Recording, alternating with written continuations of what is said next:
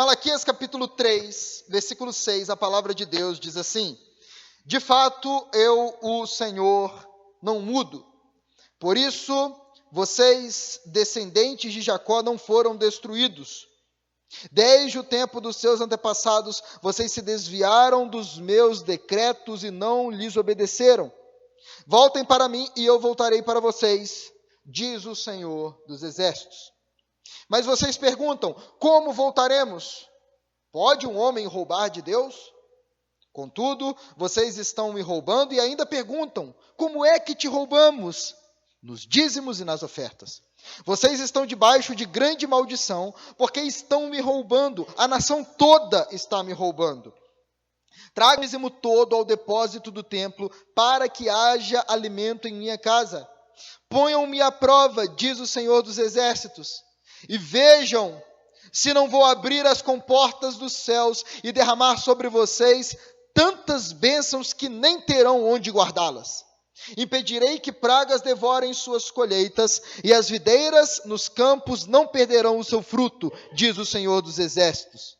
Então, todas as nações os chamarão felizes, porque a terra de vocês será maravilhosa, diz o Senhor dos Exércitos. Aleluia. Feche os seus olhos, curva a sua cabeça, vamos orar. Senhor, te pedimos a tua direção nessa noite. Fala conosco, Senhor. Que o nosso coração não esteja endurecido para ouvir a tua palavra, mas que o nosso coração seja tocado pela tua fidelidade e pelo teu chamado a sermos fiéis a ti. Eu oro desde já. Fale conosco, Senhor, e usa-me para a glória do teu nome. Amém e amém. Que toda a igreja diga amém. O título dessa mensagem, meus irmãos, é uma pergunta que é feita no texto. Pode alguém roubar a Deus? É possível alguém roubar do Senhor? E essa é a pergunta que muitos fazem hoje quando começamos a falar sobre dízimos e ofertas. Será que não dizimar é roubar de Deus? Deus, será que quer o nosso dinheiro? Como é que nós devemos encarar questão de dízimos e ofertas? E por que isso é algo muito mais sério do que apenas falar sobre o valor da nossa contribuição ou como nós administramos a nossa vida financeira? Como eu sempre faço, nós em primeiro lugar vamos mais uma vez caminhar por esse texto. Nós vamos entender por que essas palavras estão aqui e logo depois disso vamos ver como essas palavras devem ser aplicadas à nossa vida hoje. Então, por favor, preste bastante atenção, porque nós vamos caminhar em duas etapas. Vamos entender o texto e depois disso vamos ver como esse texto se aplica às nossas vidas.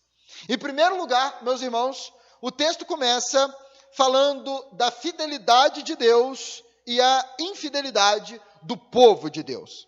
Veja comigo o que diz o versículo 6. A palavra de Deus começa dizendo assim: de fato, eu, o Senhor, não mudo, e por isso vocês, descendentes de Jacó, não foram destruídos. O texto aqui começa com uma declaração que com certeza deixou chocados muitos judeus que estavam ouvindo a pregação de Malaquias naquela época. Deus aqui, como você viu, cita o nome de Jacó, e Deus cita de propósito, porque ele está lembrando aqui aos judeus a aliança que ele fez com Abraão, com Isaac e com Jacó. Você já ouviu essa expressão, né? O Deus de Abraão, Deus de Isaac e Deus de Jacó. Então deixa eu explicar rapidinho que aliança era essa daqui. Os judeus, pessoas que estavam ouvindo aqui essa mensagem de Malaquias, eram descendentes de Abraão. E quando nós voltamos ao livro de Gênesis, nós somos informados que Deus fez um acordo, uma aliança, um pacto com Abraão, com Isaac e com Jacó. Deus prometeu basicamente três coisas para Abraão. Deus prometeu que a descendência de Abraão seria numerosa, de Abraão surgiria um grande povo. Deus prometeu uma terra para este povo, e Deus prometeu que todas as nações seriam abençoadas por meio da descendência de Abraão. Descendência, terra e bênção. Essas foram as promessas. E quais seriam as condições para que essas promessas fossem cumpridas? A resposta é nenhuma. Deus fez uma promessa incondicional. Deus falou: Abraão, eu vou te dar isso E acabou, pronto. Não teve nenhuma, se fizer isso, se fizer aquilo, foram promessas incondicionais. Deus disse que ia fazer e ponto final. Só que o tempo passa e nós chegamos ao tempo de Moisés. E nos dias de Moisés, Deus faz mais uma aliança com os descendentes de Abraão. As promessas dadas a Abraão estavam de pé, elas iriam se cumprir plenamente no tempo de Deus. Só que, qual seria a condição para uma determinada geração experimentar a bênção do Senhor? Qual seria a condição para uma geração, na sua época, experimentar a bênção de Deus? A obediência. Obedecer aos mandamentos do Senhor. Em Deuteronômio capítulo 28, Deus faz mais uma aliança, só que essa tinha condições. Uma determinada geração seria abençoada pelo Senhor, experimentaria bênçãos em vida, na terra, se obedecesse ao Senhor, se não adorasse falsos deuses, se não deixasse a vontade de Deus de lado. A aliança era bem simples. Se vocês obedecerem, eu vou abençoar vocês, vou enviar chuva, vou enviar alimento, os filhos de vocês serão abençoados, vocês não serão dominados por inimigos, e assim vai. Mas, se vocês abandonarem os meus decretos, se vocês abandonarem a aliança, eu mesmo me levantarei contra vocês. Eu vou enviar maldição sobre vocês, o céu vai se fechar, as pragas vão vir, os inimigos de vocês vão dominar sobre vocês. Enfim, as promessas que Deus faz a Abraão sempre estiveram de pé. No devido tempo, o povo ia receber terra e seria bênção para todas as nações.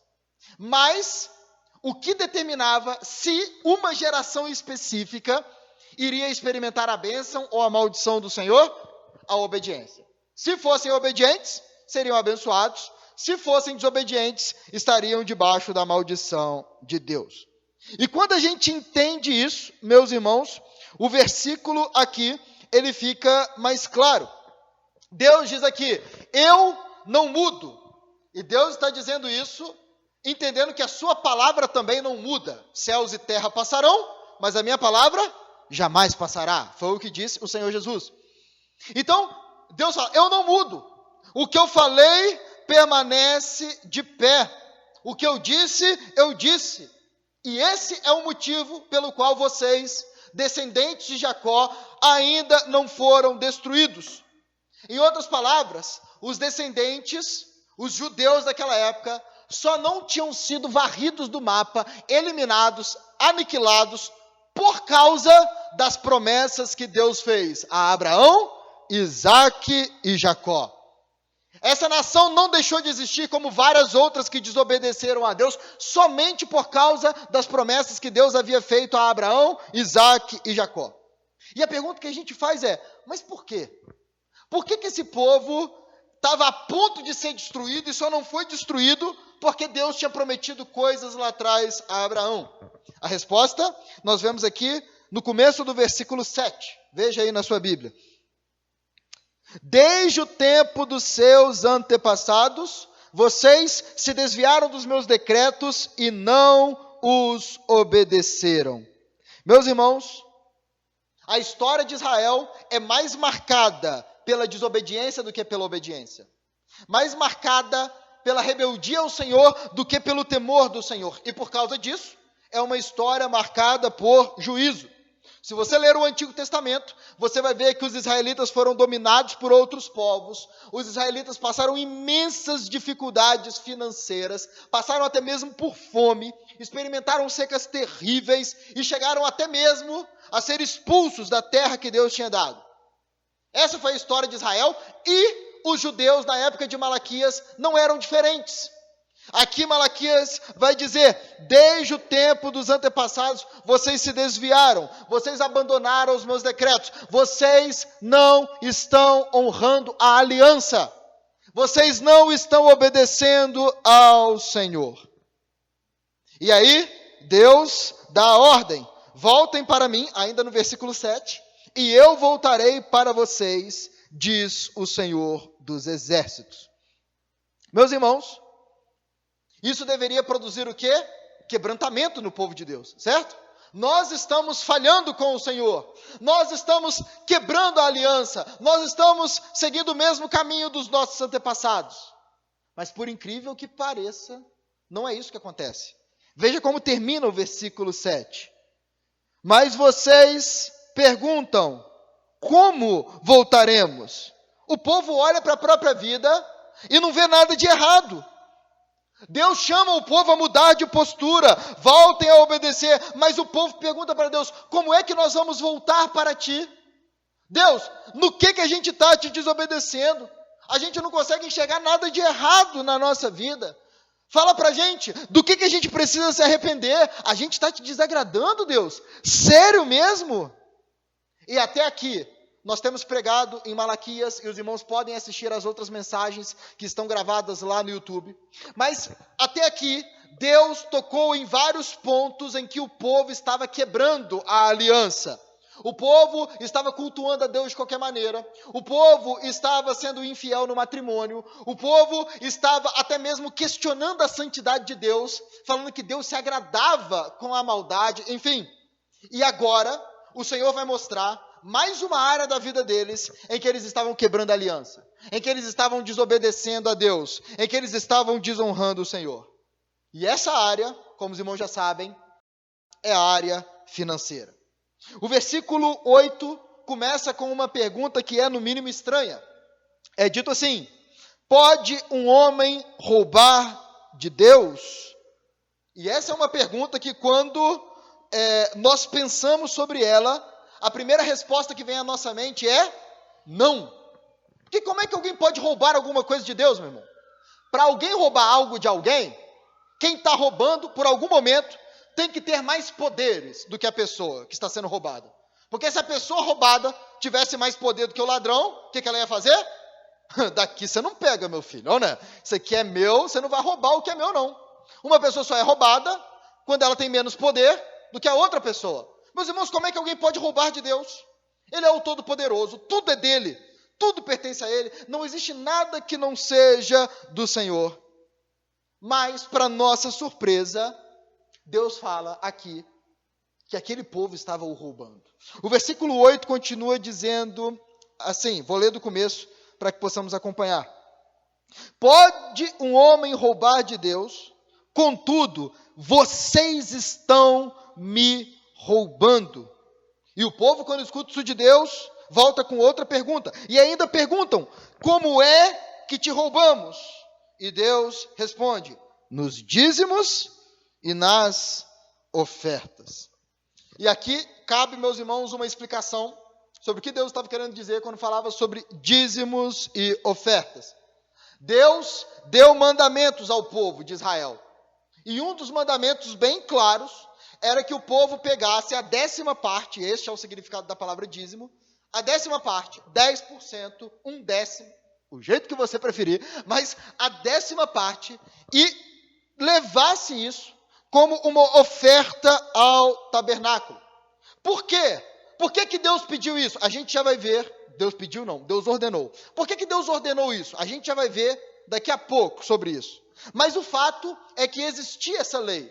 Deus exigia isso do povo. E temos até aqui alguns versículos que eu gostaria de ler com os irmãos. Levítico, capítulo 27, é isso que está aparecendo para você aqui na tela? Sim?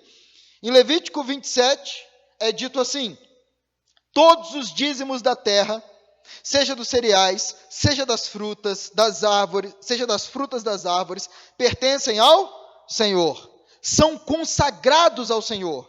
O dízimo dos seus rebanhos, 1 de cada 10 animais que passam debaixo da vara do pastor, será consagrado ao Senhor.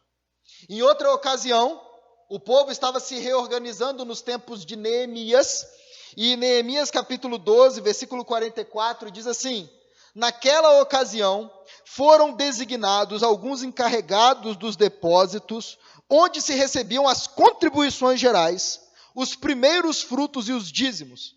Das lavouras que haviam em torno das cidades, eles deviam trazer para os depósitos, preste atenção no termo, as porções exigidas pela lei para os sacerdotes e para os levitas. Então, meus irmãos, existia um mandamento, uma exigência da lei, de que o povo pegasse 1/10 de tudo aquilo que recebia e levasse ao templo, para, como nós vamos ver, que houvesse mantimento na casa do Senhor.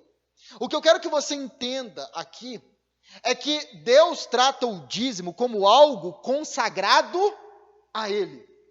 Reter isso, se o povo retivesse isso, seria como se o povo estivesse pegando algo que era consagrado a Deus. Era como não? Era pegar algo que pertencia a Deus. E o que E quando você pega algo que não é seu, qual é o nome disso, meu irmão? Roubo. Então, quando o povo ficava com aquilo que Deus havia dito que deveria ser consagrado a Ele, o povo estava ficando com aquilo que era de Deus. Por isso Deus está dizendo aqui: vocês estão me roubando nos dízimos e nas ofertas. Vocês estão ficando com aquilo que me pertence. Vocês estão quebrando a aliança. E é claro, meus irmãos, que quebrar a aliança traria consequências. Eu convido você a olhar no versículo 9, aí na sua Bíblia, que você vai ver que aquela atitude produziu consequências no povo de Deus. Versículo 9 diz assim: vocês estão debaixo de grande maldição, porque estão me roubando. A nação toda está me roubando. Aqui nós vemos a clara consequência do pecado. Deus vira para o povo e diz assim: vocês estão debaixo de maldição. Nós já falamos aqui, Deus é o quê? Fiel. O que Ele fala, Ele cumpre. Deus disse: se vocês não obedecerem, vocês vão experimentar a maldição. O céu vai se fechar, as chuvas não vão vir, e dito e feito. O povo desonrou ao Senhor e o povo viveu debaixo de maldição. Como nós vimos aqui em mensagens anteriores, na época de Malaquias, o povo estava enfrentando seríssimas dificuldades financeiras. Estavam pagando impostos pesadíssimos, as chuvas não eram frequentes, e o pouco que a terra dava ainda, vinham gafanhotos que devoravam as plantações. Ou seja, a vida estava muito difícil. E, meus irmãos, Deus deixa claro que a dificuldade não era obra do acaso. O acaso não faz nada. Deus está no controle de todas as coisas. E que todos digam amém. E Deus estava enviando aquele tempo difícil. Deus diz: vocês estão debaixo de maldição porque estão me roubando. A vida difícil de vocês é uma consequência da infidelidade que vocês têm praticado contra mim. Deus estava colocando o povo naquela situação. E reparem, meus irmãos, que, para vergonha daquele povo, o pecado da infidelidade não estava sendo cometido por um ou outro. Não era uma exceção, era a regra. Deus diz no versículo 9: a nação toda está me roubando. O povo adquiriu uma infidelidade generalizada. A infidelidade era a regra e não a exceção. E por isso as consequências eram gravíssimas. Mas a maravilha, meus irmãos, é que nós servimos a um Deus gracioso, a um Deus que ama o seu povo. Deus, apesar do seu povo ser infiel, Deus deseja abençoar o seu povo. E aí, no versículo 10, nós vemos Deus convocando o seu povo a mudar de postura. Deus chamando o seu povo a se arrepender. O versículo 10 diz assim: tragam o dízimo todo ao depósito do templo, para que haja alimento em minha casa. Meus irmãos, qual que é a solução para o pecado? A solução para o pecado é o arrependimento. É abandonar o pecado e fazer aquilo que Deus deseja. Arrependimento significa isso: dar meia volta, mudar de direção. E o que aquele povo deveria começar a fazer?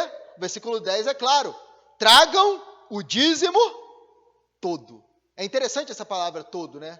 Porque ela deixa implícito de que algumas pessoas estavam levando o dízimo, mas não era o dízimo todo. Estavam levando e falando assim: aqui está meu dízimo. Só que ali não estava o dízimo. Ali não estava a 10ª parte. Ali estava 8%, 5%, 1 centésimo, 2 centésimos, enfim. Deus diz: traga o dízimo todo. E, meus irmãos, Deus detesta quando alguém mente para Ele. quando alguém chega e fala assim, aqui está tudo e aqui não está tudo. Lembre-se de Ananias e Safira, que chegaram diante de Deus e falaram assim, aqui está toda a nossa oferta, só que tudo não estava ali. E Deus ficou tão irado, que Ananias e Safira foram mortos na presença da igreja, pelo Espírito Santo de Deus, não pelas pessoas que estavam ali presentes. Por isso que essa nação estava fazendo era grave, era gravíssima aos olhos do Senhor. O chamado de Deus é o seguinte, tragam o dízimo todo para o depósito do templo. Algumas versões vão dizer a casa do tesouro. E por que as pessoas deveriam levar as ofertas para este depósito? O texto é claro, para que haja alimento em minha casa. O depósito do templo era o lugar onde os alimentos eram guardados, onde as ofertas eram armazenadas. E este dízimo, a fidelidade do povo de Deus, meu irmão, era usada com alguns objetivos. Primeiro, para sustentar aqueles que trabalhavam no templo. Eles trabalhavam no templo, então não dava tempo de cuidar das lavouras, não dava tempo de trabalhar em outro lugar.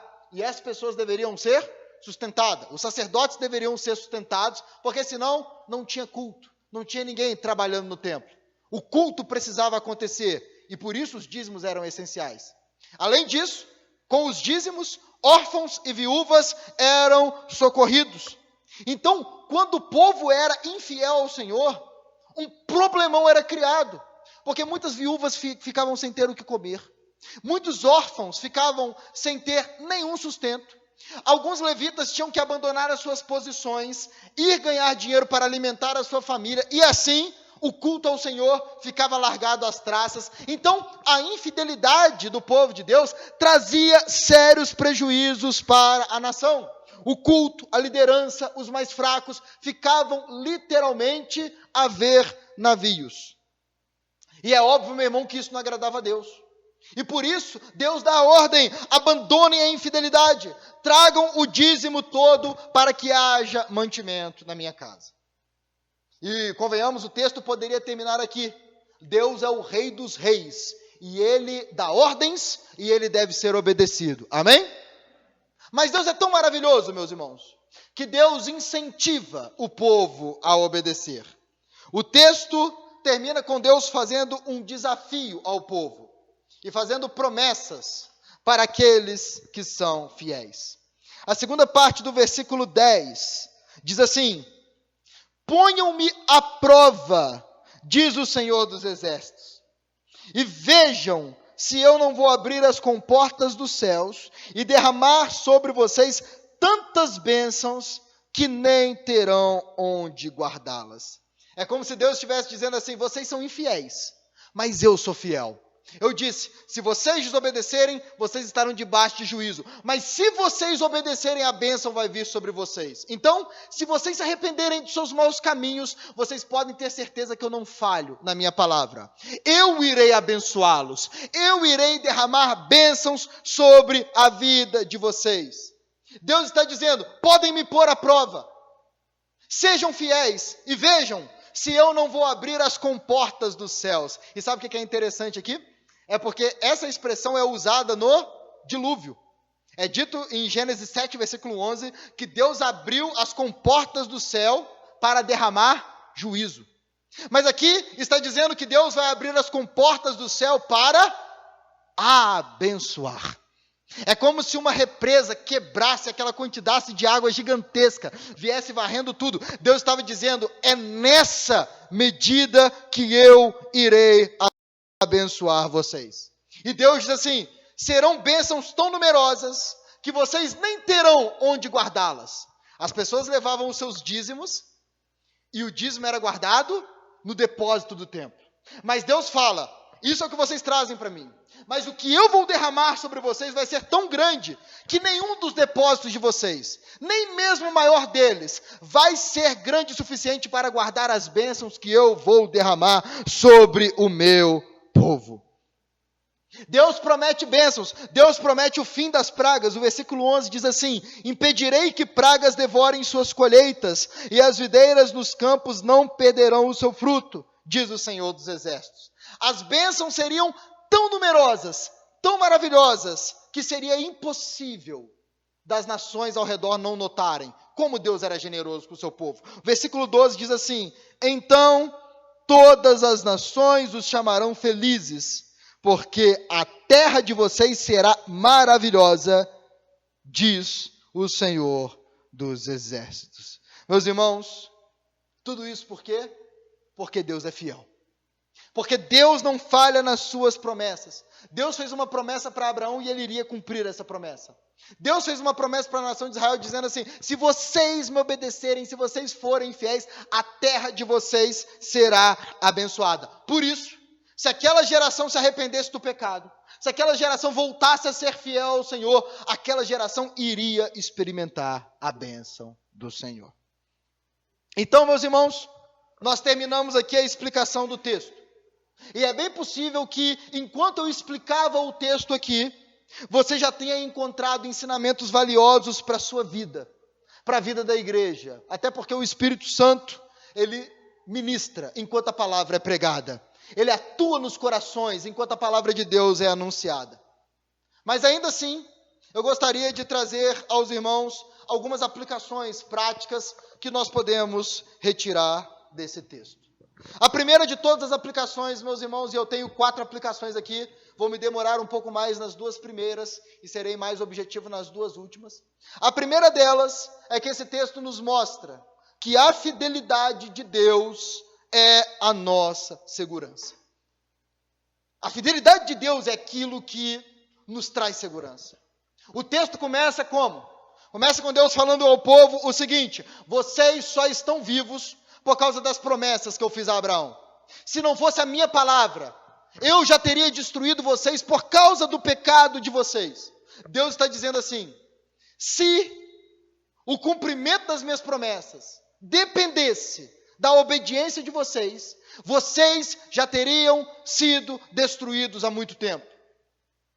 Jeremias reconheceu isso e falou: as misericórdias do Senhor são a causa de não sermos consumidos. Meus irmãos, essa é a nossa realidade. Se a nossa salvação dependesse da nossa obediência após a conversão, nós estaríamos perdidos para sempre. Eu tenho certeza que você consegue se lembrar de várias vezes, depois de ter se convertido, você ter desonrado o Senhor. Eu tenho certeza que você consegue se lembrar que mesmo após ter crido em Jesus, você falhou em honrar a Deus, em amar a Deus acima de todas as coisas. Você falhou em dizer não para o pecado. E se a nossa salvação dependesse da nossa fidelidade, da nossa obediência, nós estaríamos perdidos para sempre. A gente viveria com medo de falhar e perder aquilo que Deus nos deu com a sua maravilhosa graça. A gente viveria com uma certeza de fracasso. Mas a boa notícia, meu irmão, é que a segurança da nossa salvação não está naquilo que nós fazemos. A segurança da nossa salvação, a certeza da nossa salvação está na fidelidade de Deus. Em outras palavras, se Deus disse que nós estamos salvos, nós podemos ter a certeza de que nem morte nem vida, nem anjos nem demônios, nem o presente nem o futuro, nem quaisquer poderes, nem qualquer outra coisa na criação pode nos separar do amor de Deus que está em Cristo Jesus, nosso Senhor. Deus é fiel e por isso nós podemos ter segurança. Meus queridos, Deus nunca falhou em nenhuma de suas promessas. Nunca, nem uma vez sequer. Deus prometeu um filho a Abraão. E no devido tempo, Abraão estava com o seu filho nos braços. Deus prometeu para Jacó que estaria com ele durante toda a sua caminhada. E durante toda a caminhada de Jacó, Deus esteve com ele.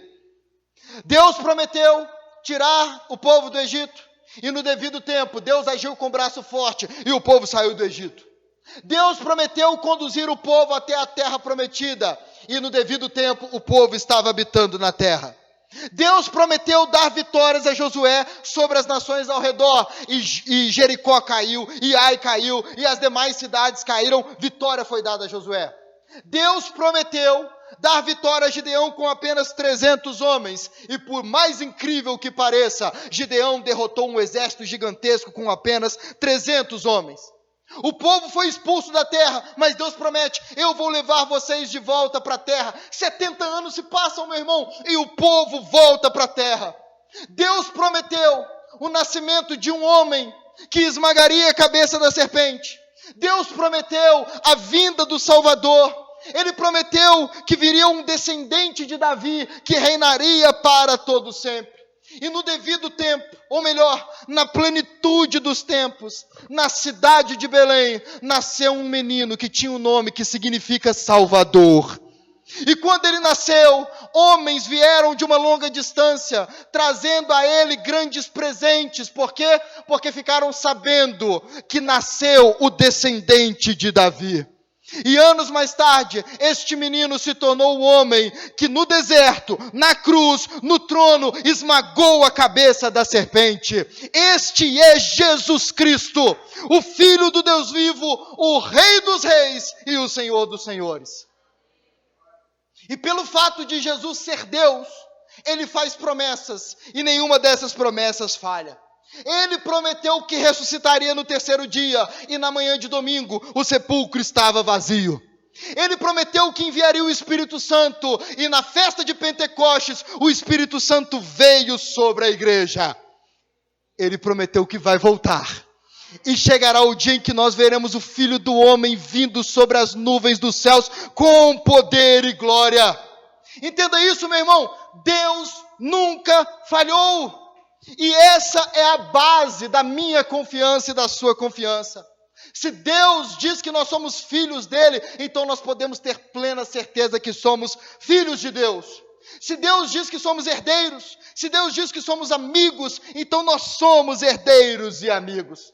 Se Deus diz que os seus pecados estão perdoados, você pode ter certeza que os seus pecados estão perdoados. Se Deus prometeu que nós vamos ressuscitar dos mortos, então, meu irmão, quando a trombeta tocar, nós sairemos do sepulcro para vivermos para todo sempre. Se Deus prometeu que iremos reinar em novos céus e nova terra para todo sempre, essa será a nossa realidade. Nós podemos cantar, meus irmãos: que segurança, sou de Jesus e já desfruto das bênçãos da luz. Por quê? Porque o nosso Deus é fiel. Porque aquele que prometeu é fiel para cumprir. Então guarde isso, meu irmão. A base da nossa salvação, a segurança da nossa salvação não está na nossa obediência. Se dependesse da nossa obediência, já teríamos sido destruídos há muito tempo. Mas porque o Senhor é fiel, nós podemos nos alegrar na nossa salvação. Ele é o Deus que promete e Ele é o Deus que cumpre. Quantos creem nisso, digam glória a Deus. Aleluia. O nosso Deus é fiel. Só que, meus irmãos, a fidelidade de Deus não é desculpa para a gente viver de qualquer forma. Se Deus já me salvou, se Deus já me perdoou dos meus pecados, ou não é? Então, eu posso viver de qualquer maneira. Deus, ou não é fiel, Ele não vai falhar nas suas promessas, então eu posso viver do jeito que eu bem entender. E a resposta para isso é: nada disso. Como nós vimos nesse texto, o Deus que é fiel, Ele chama o seu povo também a ser fiel. O Deus que é fiel, o Deus que amou o seu povo, chama o seu povo a ser fiel para com eles. O povo de Deus não está autorizado a dar as costas para nenhum dos mandamentos de Deus. E como nós vimos no livro de Malaquias, Deus chamou o seu povo a ser fiel no culto. Deus chamou o seu povo a ser fiel no casamento. Deus chamou o seu povo a ser fiel aqui também na área financeira. Eu gostaria, meus irmãos, de falar rapidamente sobre a questão da fidelidade nos dízimos e nas ofertas, porque esse texto fala sobre isso. Infelizmente, meus irmãos, os dias de hoje não são tão diferentes dos dias de Malaquias. Uma parte do povo de Deus insiste em roubar de Deus. E eu não estou falando aqui sobre crentes genuínos que têm dúvidas, que falam assim, mas pastor, eu ouço tanta gente dizer que isso é coisa da antiga dispensação, é coisa da antiga aliança, pastor, tem muita gente falando muita coisa na internet, pastor, eu quero agradar a Deus, eu não quero desonrar o Senhor, mas eu tenho dúvidas sobre isso. Eu não estou falando desse povo, eu estou falando de um povo que por ganância deixa de dar a Deus aquilo que é de Deus, que fecham as mãos e ousam dizer não para o Rei da Glória, para o Criador de todas as coisas. A internet, meus irmãos, está repleta de pessoas falando assim, dízimo é coisa do Antigo Testamento. Quem já ouviu isso aqui, por favor, levante a mão. Isso, vários. Olha só, tá vendo como é que é uma mensagem muito bem difundida? Dízimo é coisa do Antigo Testamento. E eu viro para as pessoas e falo assim, é verdade. E o Antigo Testamento é palavra de Deus. Amém? Aí a pessoa vira e fala assim, não, você não está me entendendo. Eu estou dizendo que o dízimo era algo da lei. É algo que, sim, está na Bíblia, é a palavra de Deus, mas não se aplica mais aos dias de hoje. E aí eu viro e pergunto assim, será mesmo? Porque quando eu chego no Novo Testamento, eu vejo que a contribuição financeira é algo extremamente marcante nas páginas do Novo Testamento. É algo que está presente. No Novo Testamento eu vejo Jesus olhando para uma viúva extremamente pobre. E essa viúva não dá apenas 10% do que tinha. Ela dá tudo o que ela tinha. Ainda que esse tudo fossem apenas 2 pequenas moedas, mas era tudo o que ela tinha. E o texto deixa claro que Jesus se agradou do coração daquela viúva. No mesmo Novo Testamento, eu vejo uma mulher derramando nos pés de Jesus um perfume caríssimo. Um perfume que não era 10% da renda dela. Um perfume que valia o trabalho de um ano inteiro. Pega um salário de R$2.000 aí, multiplica por 12, já imaginou um perfume de R$24.000? E essa mulher pega esse perfume e derrama nos pés de Jesus. E se Judas Iscariotes vivesse hoje, Judas seria youtuber. Porque Judas já começa a pensar no seu coração assim, que desperdício. Poderia pegar isso daí e dar para os pobres e fazer tudo isso. Olha só que absurdo, né? Quantas pessoas poderiam ser ajudadas, com que amor. Mas Jesus fala assim, deixem-na em paz. Por quê? Porque Jesus se agrada daquele imenso sacrifício que aquela mulher fez. Quando eu chego no Novo Testamento, eu vejo a igreja de Filipenses ser elogiada, porque contribuiu ativamente com o ministério do apóstolo Paulo, do início ao fim. Quando eu chego no Novo Testamento, eu vejo os cristãos aos Coríntios serem desafiados a não apenas dar aquilo que a lei exigia, mas ofertar conforme colocou no coração, com toda generosidade, com toda a fidelidade. O que as pessoas não entendem é que aquilo que é ordenado no Antigo Testamento é colocado num nível ainda mais alto no Novo Testamento. No Antigo Testamento, Jesus fala assim, vocês ouviram, não adulterarás, certo? Mas Jesus vira para o pessoal e fala assim, se você olhar para uma mulher com intenção impura, você já adulterou com ela. As pessoas sabiam que deveriam perdoar, mas Jesus vira e fala assim, quantas vezes devo perdoar? 70 vezes 7, ou seja, quantas vezes forem necessárias. As pessoas sabiam que deveriam amar o próximo, mas Jesus vira e fala assim, amem os seus inimigos, amem aqueles que o perseguem. E aí eu te faço uma pergunta, será que aquilo que vale para o adultério, para o perdão, para o amor ao próximo, não vale para a participação financeira do povo de Deus na obra do Senhor? Meu irmão, eu quero que você guarde isso que eu vou te falar agora, num lugar bem especial no seu coração. Esse questionamento da questão dos dízimos e das ofertas que vemos por aí, não é uma busca pelo conhecimento da palavra. Não é querer conhecer aquilo que Deus quer do seu povo. Esse questionamento generalizado, na verdade, revela, meus irmãos, um desejo pecaminoso de não semear no reino de Deus. Revela um desejo pecaminoso de pegar tudo para si, e quando dá o que sobra para Deus. Você quer ver uma prova disso? Quando a igreja está passando por um avivamento, ofertas e dízimos não são um problema. Quando a igreja está experimentando um avivamento, o povo de Deus contribui, e contribui com força. Mas quando o povo de Deus está o honrando com os lábios, mas o coração está distante dele, o bolso também se fecha. E o resultado disso, meus irmãos, para a obra de Deus é trágico. A gente viu aqui, Deus falou: tragam os dízimos para que haja mantimento em minha casa.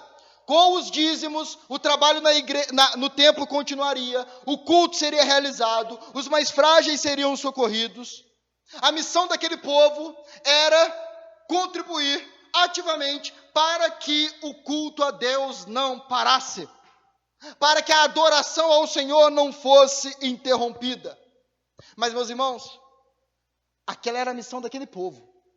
Hoje, a missão da igreja é muito maior, não é pouco maior. Hoje, meus irmãos, a missão da igreja não se trata de uma pequena nação e de um único templo que deve ser sustentado. Não, meus irmãos. Hoje a nossa missão é espalhar a mensagem do Evangelho por toda a terra. É ensinar o Evangelho a cada geração. E para que isso aconteça, meus irmãos, locais de culto como esse precisam ser mantidos. Locais de culto como esse precisam ser abertos. Panfletos precisam ser impressos.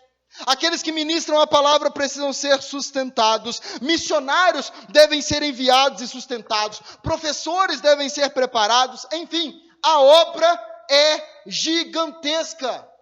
E com toda sinceridade, meu irmão, não é com R$20 por mês no envelope que essa obra é mantida. Se você é um adolescente que recebe uma mesada, talvez essa seja a sua contribuição. Mas se esse não é o seu caso, você sabe que não é essa contribuição que você é chamado a apresentar a Deus. Eu gostaria de discorrer um pouco mais sobre isso. Naquela época, o povo estava sendo infiel. E muitos levitas, muitos daqueles que trabalhavam no templo, ficavam desamparados.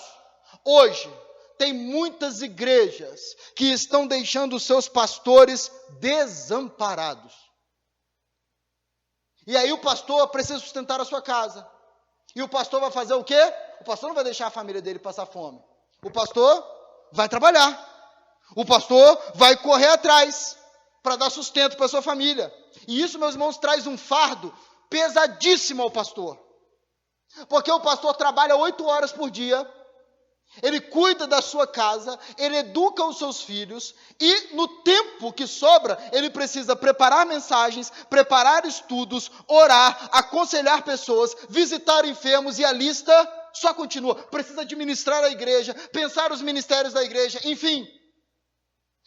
A falta de fidelidade do povo de Deus coloca um fardo pesadíssimo sobre a liderança. Existem muitas pessoas que dizem assim: eu não dou o dízimo não. Tem um monte de gente com um discursinho pronto falando assim: a igreja de hoje é materialista. Eles querem construir templos e mais templos. A igreja tinha que sustentar missionários. E aí eu te pergunto, meu irmão, como nós vamos sustentar missionários se o povo de Deus for infiel?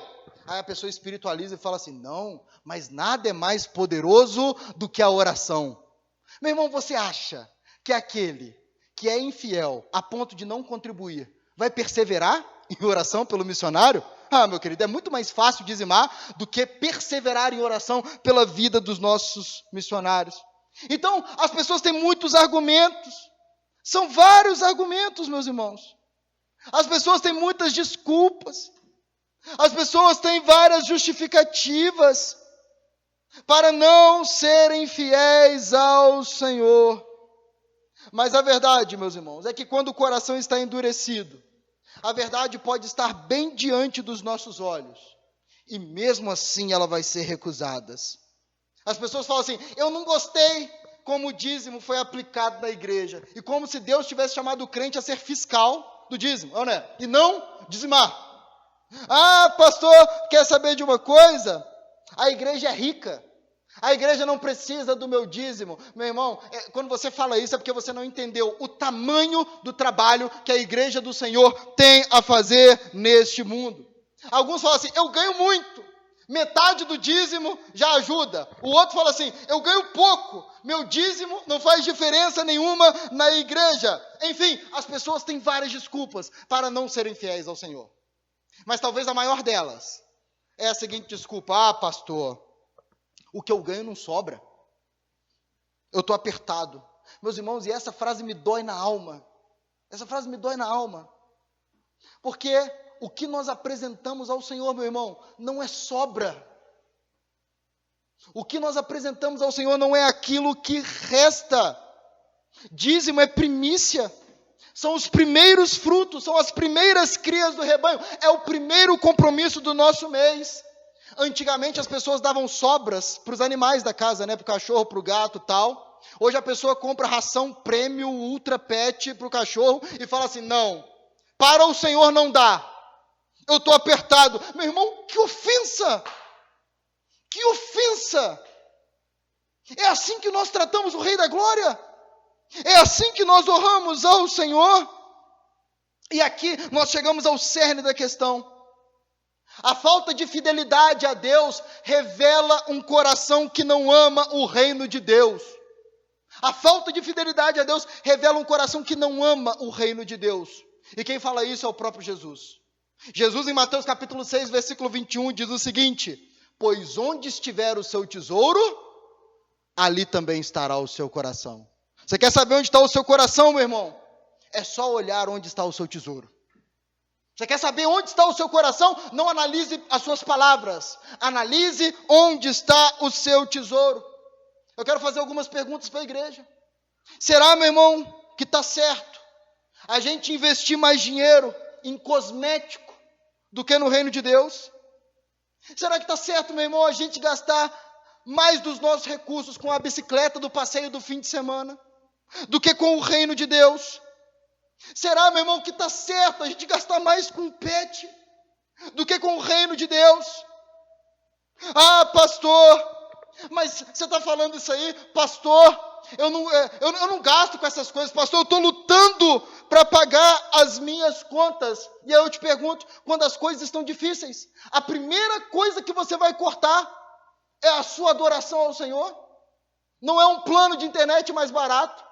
Não é cortar o plano do seu celular e começar a ligar para os outros 90. É verdade, meu irmão. A primeira coisa que nós vamos cortar é aquilo que nós vamos oferecer ao Senhor. Será que a gente não vai abrir mão e comprar algumas coisas com uma marca mais barata? Será que a gente não vai abrir mão de uns lanches? Não, meu irmão. Nós precisamos ser fiéis ao Senhor, porque Deus espera a fidelidade de nós. Provérbios capítulo 3, versículo 9, diz assim: honre o Senhor com todos os seus recursos e com os primeiros frutos de todas as suas plantações, não de algumas delas, não qualquer fruto, os primeiros frutos de todas as suas plantações. Meu irmão, não seja alguém que desonra o Senhor, não seja alguém infiel ao Senhor. Confie no Senhor, Ele é o seu sustentador, Ele é o bom pastor que não nos deixa faltar nada. Ah, pastor, eu fico com medo de faltar. Confie no Senhor, Ele vai te dar sabedoria para administrar as suas finanças e Ele vai enviar bênçãos sobre a sua vida. Precisamos ser fiéis ao Senhor, meu irmão. Até porque, como nós vimos nesse texto, a falta de fidelidade traz consequências. Deus disciplina um povo infiel. Uma coisa é certa, meus irmãos, aquilo que Deus prometeu ao seu povo vai se cumprir. Nós já somos salvos, amém? Tem gente que fala assim, não dá o dízimo, vai para o inferno. Essa pessoa esquece que a salvação é pela graça, a salvação é pela bondade de Deus. Nós já somos salvos, nós já temos a vida eterna e não existe nada nesse mundo que possa mudar isso. Quantos creem nisso, digam amém. Só que isso não significa que Deus não pode disciplinar uma geração de crentes. Isso não significa que Deus não pode corrigir o seu povo. Versículo 9 é claro, vocês estão debaixo de maldição porque estão me roubando. Deus pode nos disciplinar também, meus irmãos. Hebreus capítulo 12 diz que o Senhor disciplina a quem ama e castiga todo aquele a quem aceita como filho. É completamente possível e provável que Deus permita uma pessoa infiel passar por dificuldades financeiras. É completamente possível que Deus permita que uma pessoa infiel passe por grandes problemas emocionais, passe por grandes dificuldades no trabalho. Por favor, não me entenda mal. Eu não estou falando que se você for dizimista, todas as dificuldades vão sumir e vai chover dinheiro do céu, né? Você vai dormir, vai abrir o olho, vai ter milhões e milhões lá no seu quarto. Não, meu irmão, isso aí costuma acontecer nos corredores de Brasília, né? As pessoas dormem e tem milhões lá nos quartos. Mas enfim, é possível, meus irmãos, que Deus permita que mesmo você sendo fiel, você passe por dificuldades. Foi assim com Jó. Pode ser assim comigo, pode ser assim com você. Mas o que eu estou dizendo é que no curso natural das coisas, meus irmãos, a infidelidade a Deus traz disciplina sobre a nossa vida. Seja qual for a disciplina que Deus escolher. Então eu digo para você, meu irmão, não seja insensato. A disciplina de Deus sempre é boa para o seu povo, mas ela é dolorosa. E ela não precisa ser experimentada. A lágrima que vem da correção, ela pode ser evitada. Então seja fiel ao Senhor, meu irmão. Talvez você está passando por alguns problemas na sua vida, por estar sendo infiel ao Senhor, por estar retendo, por estar desobedecendo a Deus, não apenas na questão do dízimo, mas em qualquer área da vida. A infidelidade traz a disciplina sobre o povo de Deus. Então, nós somos chamados a nos arrependermos, a abandonar o pecado. E isso, meus irmãos, nós devemos fazer, porque o próprio Deus garante que vale a pena ser fiel. Da mesma forma que aquele povo recebeu as promessas de bênçãos pela fidelidade, meus irmãos, nós também seremos abençoados se formos fiéis ao Senhor. Quando você escuta isso, talvez você diga assim, peraí, pastor, eu conheço um monte de crente que é fiel nos dízimos e nas ofertas. E pastor, passa um aperto daqueles. E aí eu pergunto para você, e quem disse que as maiores bênçãos que podemos receber são bênçãos materiais? O que dizer, meus irmãos, da salvação dos filhos? O que dizer de ser usado por Deus poderosamente para a glória dele? O que dizer de ser revestido de uma alegria inabalável no Senhor, mesmo nas mais intensas provações? E eu te digo, meus irmãos, é completamente possível que Deus abençoe o seu povo financeiramente quando o seu povo é fiel. Eu posso dizer isso porque várias vezes na minha vida experimentei isso. Sendo fiel em tempos dificílimos, e a mão de Deus me sustentava. A gente não dizima, meu irmão. A gente não oferta porque a gente quer ficar rico. Nós dizimamos porque nós amamos o Senhor. Porque nós honramos o Senhor. Porque nós adoramos o Senhor. Deus é aquele que supra as nossas necessidades. Deus é o bom pastor que não nos deixa faltar nada. Como diz 2 Coríntios capítulo 9, Ele é aquele que supra a semente ao que semeia. Então eu digo para você, meu irmão, sim, ser fiel ao Senhor, obedecer os mandamentos do Senhor, traz bênçãos na vida do povo de Deus. Ser fiel ao Senhor nos dízimos e nas ofertas, traz bênçãos ao povo de Deus. E eu digo ser fiel ao Senhor, não comprar a bênção de Deus. Se você honrar a aliança na questão financeira, mas for infiel no que diz respeito à moralidade, mas for infiel sendo desonesto, ser um dizimista rigoroso, mas ser um filho do diabo nas outras áreas, por favor, ignore tudo isso que eu estou falando. Mas quando o povo de Deus é fiel, meus irmãos, existe bênção sendo derramadas sobre o povo de Deus. E antes de caminhar para a conclusão, eu digo, meus irmãos, que vai chegar uma época em que as janelas dos céus serão abertas e o povo de Deus experimentará bênçãos materiais como nunca foi imaginado. Chegará uma época em que o povo de Deus será tão rico, mas tão rico, eu estou falando de bens materiais, sim, tão rico, mas tão rico, que as pessoas vão falar assim, gente, isso aqui não caberia em nenhum depósito no mundo. E sabe quando isso vai acontecer, meus irmãos? Quando Jesus Cristo voltar dos céus com poder e glória. Porque é dito que quando Ele voltar, meu irmão, surgirão novos céus e nova terra. Um lugar de imensa prosperidade. Um lugar onde a árvore da vida dá fruto todo mês, não apenas uma época do ano. Um lugar que tem folhas que servem de cura para as nações. Um lugar que tem um rio de vida. Um lugar que não tem sepultamentos. Um lugar onde a justiça predomina. Um lugar onde o povo de Deus vai comer o melhor da terra. Um lugar onde há fartura e abundância. Chegará o dia em que Deus vai romper as janelas dos céus e as bênçãos serão derramadas, meu irmão, sem medida. Será um mundo sem nenhuma maldição. Será um mundo em que nós vamos olhar uns para os outros e falar assim: bem que Deus disse que romperia as janelas dos céus e derramariam bênçãos que a gente nem teria onde guardá-las. E é isso que eu e você faremos naquele glorioso dia. Portanto, meu irmão, entenda, a infidelidade de Deus é uma loucura. É uma loucura, meu irmão. É uma insanidade. Como é que nós não vamos honrar o Deus que nos dá mais do que tudo que pedimos ou pensamos? Como é que nós não vamos ser fiéis ao Senhor? As pessoas são fiéis ao banco, elas fazem investimentos, elas fazem assim: eu vou colocar aqui e depois eu vou ter um retorno. Meus irmãos, o nosso Deus nos promete uma vida eterna em uma terra maravilhosa. O nosso Deus é o Deus que nos perdoa dos nossos pecados. O nosso Deus é o Deus que nos dá o seu Filho para morrer na cruz em nosso lugar.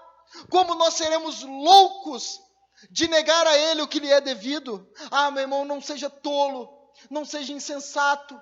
Abraão foi elogiado porque confiou no Senhor e passou no teste da fé. O povo foi criticado porque o povo ia buscar maná na hora que não era para buscar maná. Pão. Então, resta saber, nós vamos roubar de Deus ou seremos fiéis ao Deus que derrama bênçãos inimagináveis sobre nós?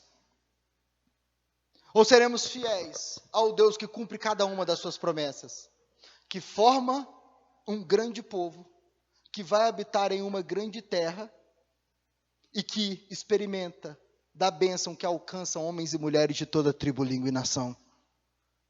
Eu faço um desafio a você, meu irmão. Talvez você escute uma mensagem dessa e fale assim: poxa vida, o pastor veio falar de dinheiro. Sim, meu irmão, sim. Porque tudo na nossa vida é para a glória de Deus. Porque tudo na nossa vida é para a honra e glória do Senhor. A minha oração é que esta igreja seja uma igreja adoradora. A minha oração é para que esta igreja seja uma igreja que envia missionários. Seja uma igreja que abre novas igrejas. Seja uma igreja que contribui para que crianças aprendam a palavra de Deus. A minha oração é para que quando Deus olhar para essa igreja, Deus veja o tesouro da igreja no reino de Deus. Porque aí sim Ele poderá falar: o coração daquele povo está no meu reino. Eu quero convidar você a ficar de pé. Nós vamos orar.